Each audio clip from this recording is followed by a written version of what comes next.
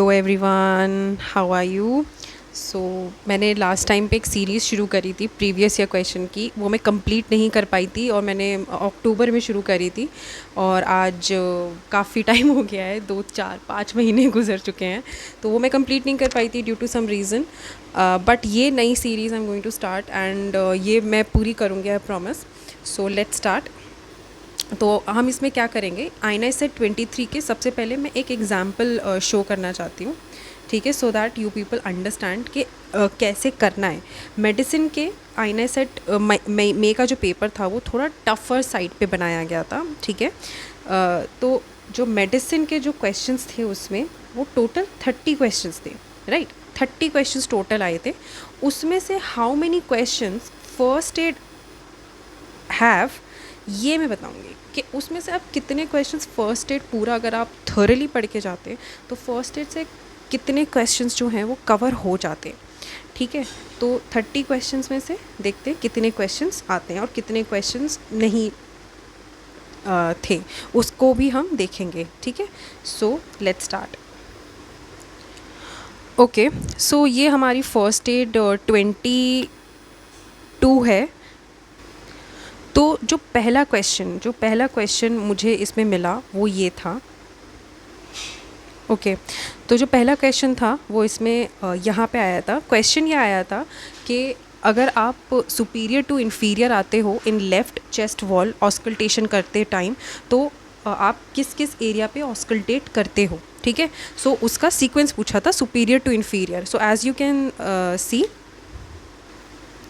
ये हमारी right side है, ये हमारी लेफ़्ट साइड है।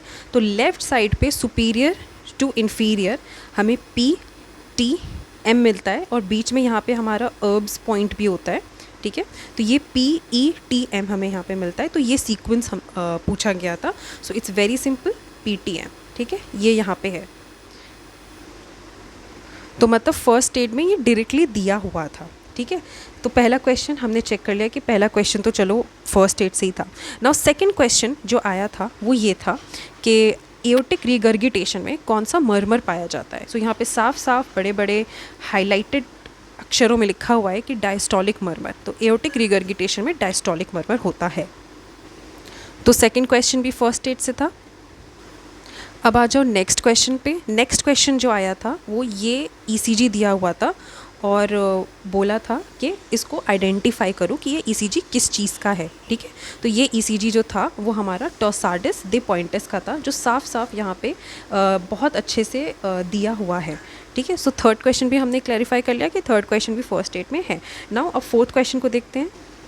नेक्स्ट क्वेश्चन जो था उसमें इन्होंने क्या करा था, कावासाकी डिज़ीज़ के बहुत सारे सिम्टम्स दे दिए थे, जैसे कि रैश और मुझे याद नहीं मतलब क्या क्या थे, मैंने टेस्ट नहीं दिया, तो जो भी थे आप देख लेना। तो ये सब था जिसमें क्रैश एंड बर्न साइंस थे, ठीक है। तो आप इजीली आइडेंटिफाई कर सकते थे कि वो कावासाकी डिज़ीज़ है अगर आपने उसे पढ़ा होता। तो जो ट्रीटमेंट उसका क्वेश्चन में पूछा था, जो ट्रीटमेंट है वो आईवी इम्यूनोग्लोबुलिन, साफ लिखा हुआ था इम्यूनोग्लोबुलिन देंगे, तो वो उसका आंसर भी आईवी इम्यूनोग्लोबुलिन ही था। तो कावासाकी डिजीज़ का आई थिंक ये चौथा क्वेश्चन है, जो तो ये चौथा क्वेश्चन भी हमने देख लिया। फिफ्थ क्वेश्चन ये था कि कौन कौन सी कंडीशंस दी गई थी, 4, उसमें ये पूछा गया था कि कौन कौन सी कंडीशंस में वैक्सीनेशन जो है वो कॉन्ट्रा इंडिकेटेड होती है, ठीक है। तो वहाँ पे 4 आपकी इम्यूनो डेफिशिएंसीज़ दी हुई थी, ठीक है। तो यहाँ पे साफ लिखा हुआ है कि ये देखिए, ये वैक्सीनेशन का टॉपिक है and this is page number 109 in first aid 2022। यहाँ पे contraindicated in pregnancy and patients with immunodeficiency. Now if you ask what is immunodeficiency syndromes, तो you can see here immunodeficiencies ये सारी हैं, जिसमें से काफ़ी सारी दी गई थी। आई थिंक विस्कॉट ऑल्ड्रिच सिंड्रोम था और ये सारी चीज़ें थी, ठीक है। तो यू कैन सी कि ये इम्यूनो डेफिशिएंसीज़ में कॉन्ट्रा इंडिकेटेड होती है वैक्सीनेशन। और एक ऑप्शन उसमें था कॉम्प्लीमेंट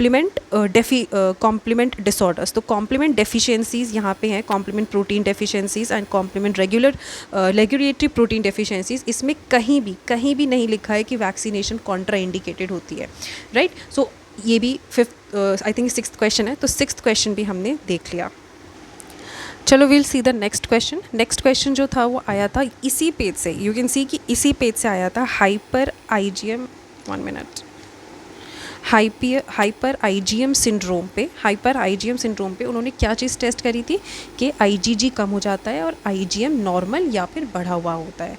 ठीक है, सो हमने कितने क्वेश्चन, आई थिंक ये सिक्स था, तो हमने 6 क्वेश्चंस देख लिए हैं कि फर्स्ट स्टेट से डायरेक्ट आए थे एम्स मई 2023 में। नेक्स्ट क्वेश्चन जो था वो न्यूमोकोनियोसिस में था। इसमें जो क्वेश्चन था वो ये था, एस्बेस्टोसिस पे आया था। तो यहाँ पे एक निमोनिक से भी एक्सप्लेन किया हुआ है कि एस्बेस्टोस जो होता है वो रूफ से आता है लेकिन अफेक्ट करता है बेस को, ठीक है, और सिलिका जो होता है वो बेस से आता है लेकिन अफेक्ट करता है रूफ को। तो लोअर लोब पे क्वेश्चन था एस्बेस्टोसिस। नेक्स्ट जो था वो ये था कि मेसोथेलियोमा में प्लूरल इफ्यूजन पाया जाता है, तो साफ साफ यहाँ पे दिया हुआ है।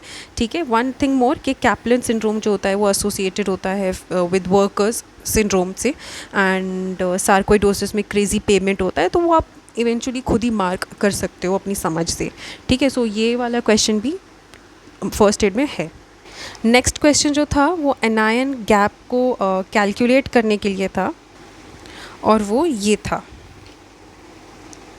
कि आपको एनायन गैप कुछ वो दी हुई थी, कुछ वैल्यूज़ दी हुई थी और आपको कैलकुलेट करना था। तो यहाँ पे ये है sodium minus in bracket chloride plus bicarbonate. ठीक है, सो एनायन गैप का फॉर्मूला भी यहाँ दिया हुआ है फर्स्ट एड में। नाउ नेक्स्ट क्वेश्चन जो था वो हमारा रास के ऊपर आया था। रास के ऊपर जो पूछा गया था वो ये पूछा गया था कि इसमें क्या क्या चीज़ें नहीं होती हैं। ठीक है, तो वहाँ पे एक ऑप्शन था रेस्पिरेटरी एल्कलोसिस का, जो गलत है। आंसर था रेस्पिरेटरी एसिडोसिस होता है, एल्कलोसिस नहीं। कैसे होता है वो यहाँ पे साफ साफ एक्सप्लेन किया गया है। एज यू कैन सी कि बाइकार्बोनेट का रीअब्जॉर्प्शन हो रहा है और एच आयन का सिक्रीशन हो रहा है। सो मतलब ऑब्वियसली यहाँ पे मेटाबॉलिक एल्कलोसिस हो रहा है। तो कहीं भी मेटाबॉलिक एल्कलोसिस हो रहा है वहाँ पे रेस्पिरेटरी एल्कलोसिस नहीं हो सकता, राइट। तो जो ऑप्शन रेस्पिरेटरी एल्कलोसिस था वो गलत था, यहाँ पे रेस्पिरेटरी एसिडोसिस होता। ठीक है, एंड नेक्स्ट चीज़ जो एक और ऑप्शन में पूछी गई थी वो था कि हाइपोकलेमिया, इसमें हाइपोकलेमिया होता है कि नहीं। यस, इसमें हाइपोकलेमिया होता है, as you can easily seen here के पोटेशियम का सिक्रीशन हो रहा है। ठीक है, सो ये 3 पॉइंट्स इंपॉर्टेंट है। तो ऑब्वियसली द एक और क्वेश्चन है जो हमारा इसमें हमें मिल गया। नाउ नेक्स्ट क्वेश्चन जो था वो एमाइलॉइडोसिस पे था, और क्वेश्चन क्या था कि जो ट्रांसफ्यूजन रिलेटेड एमाइलॉइडोसिस कौन सा होता है, long term dialysis related amyloidosis कौन सा होता है। तो वो long term dialysis beta 2 microglobulin जो था वो हमारा आंसर था इसमें। ओके, नेक्स्ट क्वेश्चन जो था वो ये पूछा गया था कि टीटीपी में जो यहाँ पे ये थ्रोम्बोटिक थ्रोम्बोसाइटोपेनिक पूरा दिया हुआ है, प्लाज्मा एक्सचेंज क्यों करते हैं। हमें पता है कि यहाँ पे ट्रीटमेंट दिया हुआ है प्लाज्मा एक्सचेंज पर, क्यों करता है उसमें से एक ऑप्शन ये था। So as you can see here, यहाँ पे साफ साफ लिखा है कि इनिबिशन या फिर डेफिशिएंसी हो जाती है इसकी ADAMTS13 की, जो कि एक वॉल विलिब्रेंट फैक्टर मेटालोप्रोटीएज है, इसकी डेफिशिएंसी और इनिबिशन हो जाता है। तो प्लाज्मा एक्सचेंज, तो इसके ऑप्शन में लिखा हुआ था कि TPE that is total plasma exchange removes antibodies too, जो एंटीबॉडीज़ जो बनती हैं ADAMTS13 के उनको रिमूव करता है। सो ऑब्वियसली एक ऑप्शन में जब दिया हुआ है और इसकी पैथोफिजियोलॉजी में साफ साफ लिखा है कि ये कंडीशन जो होती है वो इनहिबिशन और डेफिशिएंसी होती है ADAMTS13 की, तो वही उसका आंसर था। ठीक है, तो एक और क्वेश्चन हमारा फर्स्ट एड में दिया हुआ है। नेक्स्ट क्वेश्चन जो था वो हेपेटाइटिस सीरोलॉजिकल मार्कर्स में था, जो कि बहुत ही क्लियरली जो क्वेश्चन था वो इसमें आंसर उसका मेंशन किया हुआ है कि अगर कोई रिकवर हो गया है हेपेटाइटिस बी के इन्फेक्शन से, और तो हमने उसकी जांच पड़ताल करी और हमने देखा तो कौन सी एंटीबॉडी जो है जो कर्व को डिटरमाइन कर रही है। ठीक है, तो आंसर था anti-HBs। As you can see recovery from infection साफ साफ लिखा हुआ है, और वैक्सीनेशन। ठीक है, रिकवरी पे का क्वेश्चन आया था, और कौन सी anti-HBs है वो ये है हमारी कर्व। ठीक है, सो यहाँ पे भी ये भी फर्स्ट एड में दिया हुआ है साफ साफ। नेक्स्ट क्वेश्चन जो था वो ये था कि दिस इज़ अ पेशेंट जो ओपीडी में आया है एंड उसने कंप्लेन करा कि मतलब किसी ने बताया कि वो अपना लेफ़्ट साइड पार्ट जो है वो यूज़ नहीं कर रहा, जब वो नहाता है तो वो अपना लेफ़्ट साइड पार्ट वॉश नहीं करता है। और जब डॉक्टर ने उसे एक पिक्चर ड्रॉ करने को दी तो उसने left side of the picture draw नहीं करी। तो साफ साफ यहाँ पे लिखा है कि it is hemispatial neglect syndrome, agnosia of the contralateral side of the world. वो अपना लेफ़्ट साइड नहीं यूज़ कर रहा है। तो आंसर वहाँ पे था कि राइट पेराइटल कॉर्टेक्स पे लीजन है, करेक्ट। सो यहाँ पे उसने contralateral side of the world, तो लेफ्ट साइड यूज़ नहीं कर रहा है, तो राइट पेराइटल कॉर्टेक्स पे लीजन होगा, राइट। तो यहाँ पे भी ये साफ साफ दिया हुआ है न्यूरोलॉजी पैथोलॉजी के स्टार्टिंग में यहाँ पे लिखा है कि these are common brain lesions, so you need to understand them correctly, ठीक है। तो हेमी स्पेशियल नेग्लेक्ट सिंड्रोम पे भी क्वेश्चन आया है जो कि फर्स्ट स्टेट में दिया हुआ है।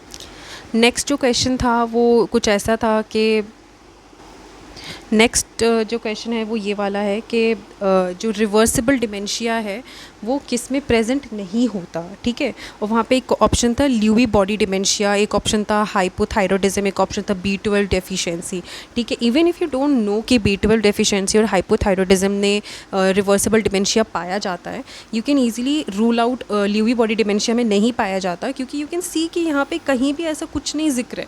तो जहाँ पे जिक्र ही नहीं है तो क्यों उसमें फालतू में ये सोचना कि वहाँ पे हो सकता है रिवर्सिबल डिमेंशिया।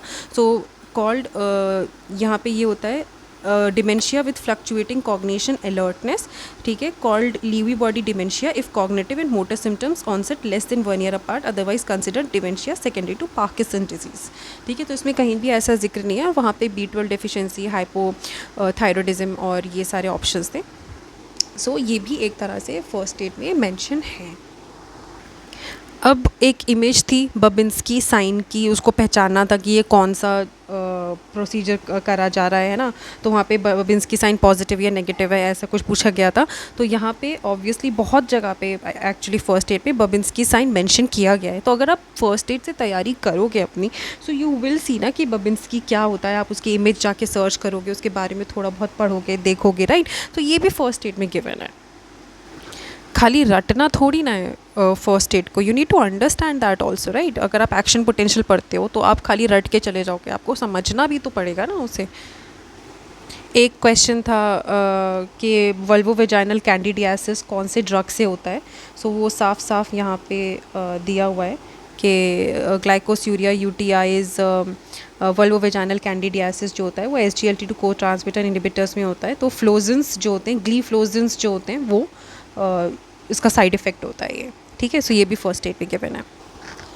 नेक्स्ट क्वेश्चन जो है वो इस पे था कि CFTR इनकोड किसको करता है। तो ये यहाँ पे साफ साफ लिखा हुआ है कि CFTR encodes on ATP gated chloride channel जो सिक्रीट करते हैं chloride in lungs and GI tract में, ठीक है। तो जो आंसर था वो हमारा क्लोराइड था, ये भी दिया हुआ है। नेक्स्ट क्वेश्चन कुछ ऐसा था कि इनमें से कौन सा हार्मोन जो है वो जैकस्टैट पाथवे से वर्क करता है। तो काफ़ी सारी चीज़ें थी ऑप्शंस में, as you can see JAK STAT pathway. तो आंसर था वो जो है वो फर्स्ट एड में नहीं गिवन है।